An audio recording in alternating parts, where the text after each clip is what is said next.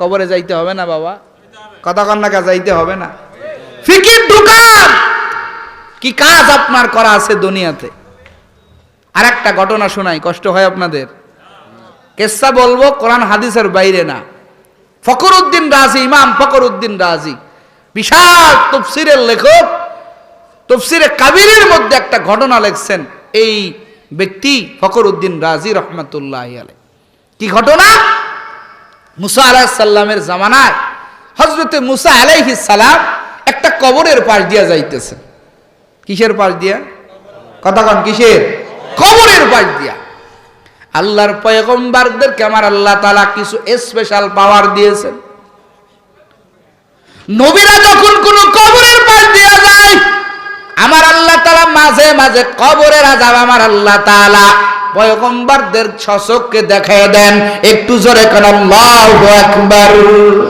ও বাপজানেরা, আমি আপনি দেখতে পারি না।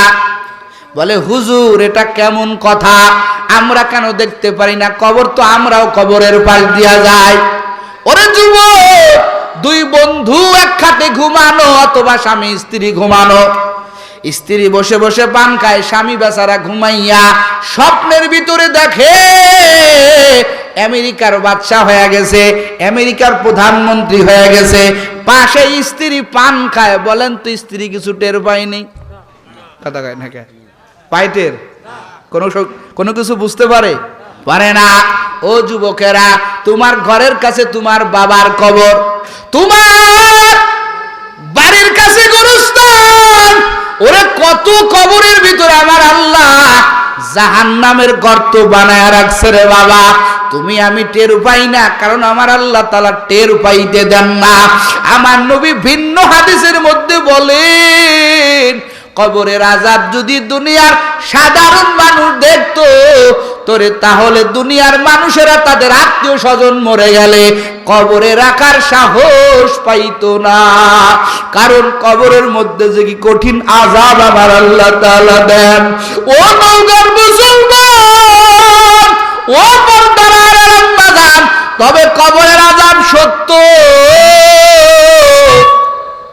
আমার আল্লাহ কোরআনুল কারীমের মধ্যে আমার আল্লাহ তাআলা কবরের আযাবের ব্যাপারে আমার আল্লাহ তাআলা আয়াত নাযিল করেছেন। ও উম্মতের দল, ও কলিজার যুবকেরা, আমার আল্লাহ তাআলা মাঝে মাঝে কবরের আযাব আমার আল্লাহ তাআলা মাঝে মাঝে আমার আল্লাহ তাআলা নবীদেরকে দেখায় দেন। কারণ নবীদের ধৈর্য শক্তি আছে, নবীদের ক্ষমতা দিয়েছেন কে? আরো জোরে কোন কে? আমার নবী বলেন, মাঝে মাঝে আমার আল্লাহ কবরের আযাব আমার আল্লাহ তাআলা পয়গম্বরদেরকে দেখায় দেন। কারণ হলো পয়গম্বররা দেখে তার উম্মতদেরকে বয়ান করতে পারবে। এরে উম্মতের দল, কবরের আযাব তোমরা ভয় করো। কবরের আযাব আমি নিজ চোখে দেখেছি। উম্মতদেরকে বয়ান করার জন্য আমার আল্লাহ মাঝে মাঝে পয়গম্বরদেরকে আমার আল্লাহ তাআলা দেখায় দেন। ও যুবক, পয়গম্বর মুসা আলাইহিস সালাম একটা কবরের পাশ দিয়া যায়, মনে আছে নি? এখন এই কবরের ভিতরে আযাব হচ্ছে, কঠিন আযাব। পয়গম্বর মুসা আলাইহিস সালাম আযাব দেখলেন। আযাব দেখে পয়গম্বর মুসা আলাইহিস সালাম চলে গেলেন। তার নির্ধারিত কাজ সারার পরে আবার ওই কবরের পাশ দিয়া রওনা হয়ে গেলেন। ফিরতি পথে যখন কবরের পাশ দিয়া যায়, দেখে কবরের ভিতরে আযাব নাই। আমার আল্লাহ কবরটাকে জান্নাতের বাগান বানায় দিয়েছেন। একটু জোরে কোন সুবহানাল্লাহ। পয়গম্বর মুসা আলাইহিস সালাম দাঁড়ায় গেল, দাঁড়াইয়া কয়, আসসালামু আলাইকা ইয়া আহলাল কুবুর। এ কবরওয়ালা ভাই, তুমি এমন কি আমল করলো? ওরে আমি যাওয়ার সময় দেখলাম তোমার কবরের মধ্যে কঠিন আযাব, আর আমি ফিরতি পথেই দেখলাম তোমার কবরটা আমার আল্লাহ জান্নাতের বাগান বানায় দিয়েছে। ও আল্লাহর বান্দা, ও যুবক, বলো তুমি কবরবাসী তুমি কেমন আমল করলা যেই আমলের কারণে আমার আল্লাহ তোমার কবরটা জান্নাতের বাগান বানায় দিল। এবার ওই লোকটাও পয়গম্বর মুসা আলাইহিস সালামের সাথে কথা কয়, একটু জোরে কর না আল্লাহু আকবার। ওই লোকটা ডাক দিয়ে কয়, রে নবী আমার তেমন কোনো আমল নাই, আসলে আমার কবরটা জাহান্নামের গর্ত ছিল। বলিউম বারান যা আমার কবরটা আসলেই জাহান্নামের গর্ত ছিল। হ্যাঁ আপনি ঠিক দেখেছেন আমার কবরটা জাহান্নাম ছিল। তবে পয়গম্বর মুসা আমি যেদিন দুনিয়া থেকে বিদায় নিয়েছিলাম আমার স্ত্রীর গর্ভের মধ্যে আমার একটা সন্তান ছিল। আমার স্ত্রী আমি মরে যাওয়ার পর আমার স্ত্রী আমার সন্তানটাকে কোলে পিঠে করে মানুষ করেছে। ওই সন্তানটা আস্তে আস্তে বড় হয়েছে। আজকে সবে মাত্র আমার স্ত্রী আমার এই সন্তানটা নিয়ে মাদ্রাসায় ভর্তি করে দিয়েছে। আমার স্ত্রীর মনে বড় আশা আমি আমার সন্তানটা মাদ্রাসায় পড়ে আলেম হবে, কারণ আমি ওর বাবা নাই।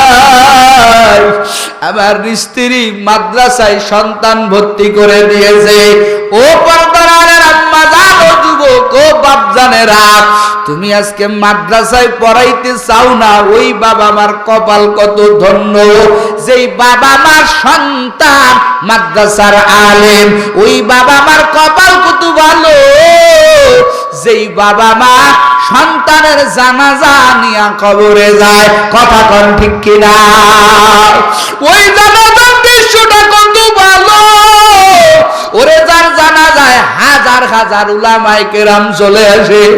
এই জমিনে কিছু কিছু জানাজা দেখবারে বাবা যেই জানাজায় শুধু আলেম আর আলেম, এমনে এমনে হয় না রে যুবক। ওই যে চট্টগ্রামের আহমদ শফি রাহমাতুল্লাহি আলাইহির ইন্তেকাল হলো। ওরে লক্ষ লক্ষ উলামায়ে কেরাম ওরে পাগলের মতো ছুটে গেল হাটহাজারী মাদ্রাসায়। কত আলেম উলামা পাগলের মতো ছুটলো, কারণ এরা আলেম, এরা উস্তাদের উস্তাদ। এদের জানাজা কত সুন্দর, কেমন জানি আমার আল্লাহ আসমান থেকে হাজার হাজার ফেরেশতা পাঠাইয়া দিয়া এই সমস্ত বান্দার জানাজা আমার আল্লাহ সম্পূর্ণ করে। একটু জোরে জোরে কন্যা সুবহানাল্লাহ। মোরা তো লাগবেই। কেমন জানাজা? যেই জানাজার নামাজে কোনো আলেম নাই, কোনো মাদ্রাসার মুহাদ্দিস নাই। ও যুবক তোমার কামাইটা কি, তোমার পুঁজিটা কি? ও বাপজানেরা তুমি মরবা, তোমার পুঁজিটা কি, তোমার সঞ্চয়টা কি? তুমি কার হাতে জানাজা নিয়া, ওরে কার পরশ নিয়া তুমি কবরে যাবা, কার জানাজা নিয়া তুমি কবরে যাবা? এই